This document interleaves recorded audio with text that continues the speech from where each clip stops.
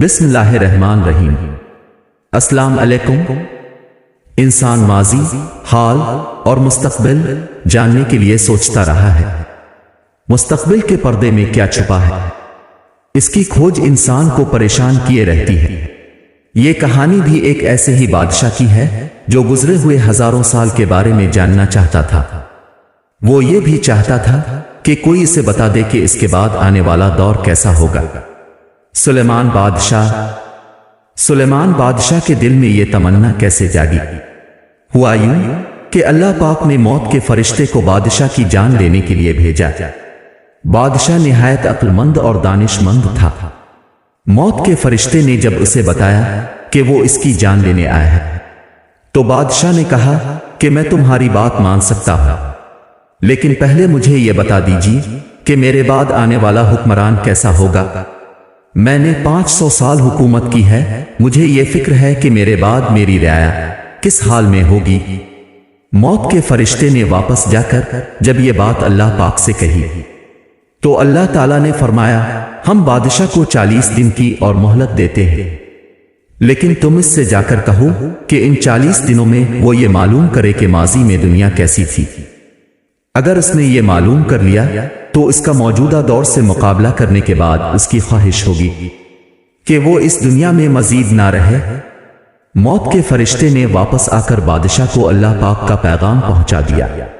बादशाह ने अपने मुशीरों से पूछा, दुनिया में किस जानवर ने सबसे लंबी उम्र पाई है?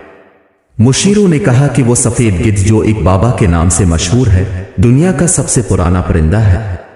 बादशाह इस सफेद गिद्ध के पास गया और कहा, मैं दुनिया में 500 साल से हुकूमत कर रहा हूं, अब मुझे सिर्फ 40 दिन की जिंदगी और मिली है। मुझे बताओ कि माजी में ये दुनिया कैसी थी। गिद्ध ने कहा, मेरी उम्र तो सिर्फ 1500 साल है, बेहतर है कि तुम इस पहाड़ की दूसरी जानिब रहने वाले मेरे भाई से मिल लो जो 2000 साल से जिंदा है। बादशाह पहाड़ी की दूसरी तरफ जाकर इस बूढ़े गिद्ध से मिला। गिद्ध ने कहा, मैं तुम्हें अपने तजुर्बात बताता हूं। हमारे इलाके में एक दफा बहुत शदीद बर्फबारी हुई, खाने पीने की तमाम चीजें बर्फ के नीचे दब गईं। मुझे कई दिन तक खाने को कुछ ना मिला तो भूख से निढाल हो गया। खुराक की तलाश में यहां वहां फिर रहा था कि सोने का एक मीनार नजर आया। मैं मीनार के ऊपर बैठ गया। मेरी नजर मीनार से नीचे पड़ी तो देखा लोग नमाज पढ़ने में मसरूफ हैं। पहली कतार में सफेद दाढ़ियों वाले लोग बैठे हैं, दूसरी कतार में जो लोग थे उनकी दाढ़ियां काली थीं और सबसे पिछले वाले बगैर दाढ़ी वाले थे। नमाज खत्म होने के बाद जब चंद लोगों ने देखा कि मैं ऊपर निढाल पड़ा हूं, तो एक बुजुर्ग ने कहा, यह परिंदा भूख से मर रहा है, एक बैल ज़बह करते हैं और उसको खाने को कुछ देते हैं। उन नेक लोगों ने ऐसा ही किया। मैंने खूब पेट भर कर खाया और मेरे जिस्म में तवानाई आ गई। 100 साल बाद फिर एक मर्तबा ऐसा ही हुआ। शदीद सर्दी और बर्फबारी की वजह से मुझको कुछ नहीं मिला। मैं फिर मस्जिद के एक मीनार पर जा बैठा। ये मीनार चांदी का था और इस मस्जिद में भी लोग नमाज अदा कर रहे थे। मैंने देखा कि यहां पहली कतार में काली दाढ़ियों वाले थे, उनके पीछे सफेद दाढ़ी वाले और आखिर में वो लोग थे जिनकी दाढ़ियां नहीं थीं। एक बार फिर पहले की तरह हुआ। नमाजियों ने जब मुझे भूख से निढाल देखा तो उन्होंने कहा, एक भेड़ ज़बह करके इसको खाने को कुछ दे देते हैं। उन्होंने ऐसा ही किया। मैंने पेट भर कर खाना खाया और फिर अपने घर की तरफ चला गया। इस वाकया के बाद फिर जब 100 साल और गुजरे तो एक बार फिर बर्फ का तूफान आया। मुझे कई दिन तक खाने को कुछ नहीं मिला था। मैं सोचा क्यों ना किसी मस्जिद के मीनार पर जा बैठूं, इस तरह पेट भरने का सामान तो हो ही जाएगा।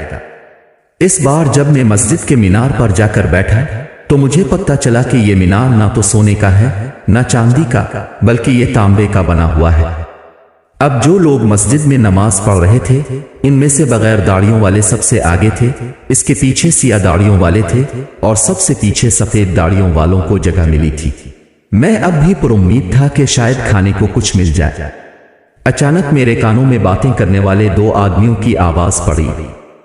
एक दूसरे से कह रहे थे कि वो देखो, एक परिंदा मीनार पर बैठा है, जरा भाग कर मेरी बंदूक तो ले आओ, इसे मारकर एक वक्त का खाना तो बन जाएगा। मैंने सुना तो भाग खड़ा हुआ। गिद्ध ने बादशाह से कहा, दुनिया रोज बरोज जवाल की तरफ गामजन होती जा रही है। तहजीब व तमद्दुन मिनट गया है, लोगों के दिल छोटे हो गए हैं, खुद गर्जी और लालच में इजाफा हो गया है, लोग खैरात देने में भी कंजूसी करते हैं।